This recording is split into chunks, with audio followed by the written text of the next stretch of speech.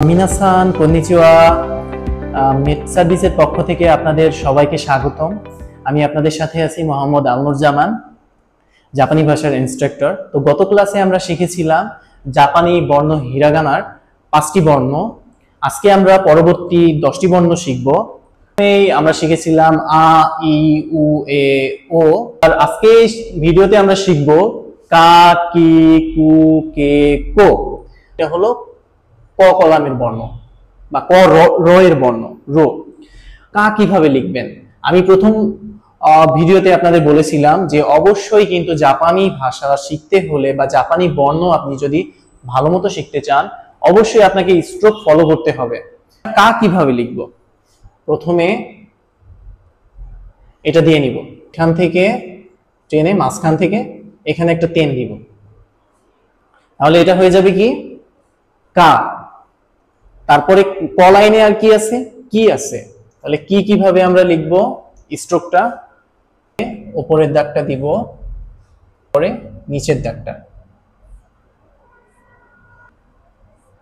উপরের দাগটা নিচের দাগটা দেওয়ার পরে মাঝখান থেকে একটু টান দিব এবং নিচে একটি দাগ দিয়ে দেব। আচ্ছা, কি লিখতে অনেক সময় আপনারা বইতে খেয়াল করবেন এটা কিন্তু অনেকটা লাগিয়ে দেয়, এমন আছে। অনেক সময় খেয়াল করবেন এটা হলো মূলত এটার সাথে লাগিয়ে দেয়, এই জন্য এমন লেখা আছে। কিন্তু আপনারা সবসময় নিচেরটা লিখবেন। আপনারা যখন জাপানি ভাষার রিডিং পড়বেন তখন বুঝতে পারবেন এর পার্থক্যটা। এরপরে আমরা কু কিভাবে লিখে সেটা দেখব। কুটা লেখা খুবই সহজ, একটানে লিখতে হবে, এখান থেকে উপর থেকে নিয়ে নিচ দিকে। অনেকটা বাংলার আমরা রিড ব্যবহার করি, ঠিক তেমন। এরপরে হলো কে, কা, কি, কু, কে। কে কিভাবে লিখবো আমরা? প্রথমে এই সোজা দাগটা দিতে হবে, তারপরে সোজা আরেকটা দাগ ভার্টিক্যাল হিসেবে এবং এখান থেকে একটু বাঁকা। আবার লিখি আমরা, এটা হলো কে। অবশ্যই আপনাকে এই দাগটা প্রথমে দিয়ে নিতে হবে। এখানে কিন্তু অবশ্যই স্ট্রোক গুলা ফলো করতে হবে। কো, কোটা কিভাবে লিখবো? প্রথমে ওপরের যেটা ওটা একটু দিয়ে নিতে হবে। অনেক দেখবেন যে এখানে বাঁকা আছে, হ্যাঁ আপনি বাঁকা এখানে একটু দিতে পারেন। তারপরে নিচের দাগটা, এটা হলো কো। এখানে আপনাদের একটি বিষয় বলে রাখি যে হিরাগানা বর্ণগুলো মূলত বা হিরাগানা মূলত দেশীয় শব্দ লিখতে ব্যবহার করা হয়। দেশীয় শব্দগুলো মূলত জাপানিজদের নিজস্ব শব্দ।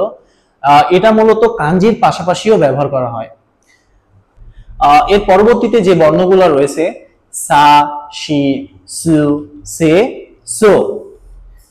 প্রথম বর্ণ ছিল আ, ই, উ, এ, ও। এর পরবর্তীতে আমরা শিখেছিলাম কা, কি, কু, কে, কো। এর পরবর্তী যে আমাদের লাইনটা আছে সেটা হলো সয়েল লাইন। পরবর্তী যে লাইনটা সেটা হলো সয়েল লাইন, অর্থাৎ সা, শি, সু, সে, সো। এগুলোর লিখন পদ্ধতি বা স্ট্রোক অনুযায়ী আমাদের অবশ্যই লিখতে হবে। এটা অনেকটা ক্রস চিহ্নের মতো। আমরা প্রথমে এই দাগটা দিব, তারপরে এটা, তারপর নিচের থেকে এটা, এটা হলো সা, এটাকে বলে সা। তাহলে আমরা শি কিভাবে লিখব? এটা হলো শি, এটা একটানে আপনাদের লিখতে হবে। এটা হলো শি, অনেকটা এমন শি। পরবর্তী যে বর্ণটা আছে সেটা হলো সু।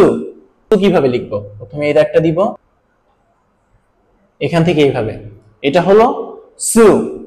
এর পরবর্তী যে বর্ণটা আছে সেটি হলো সে। বর্ণটা আমরা কিভাবে লিখবো?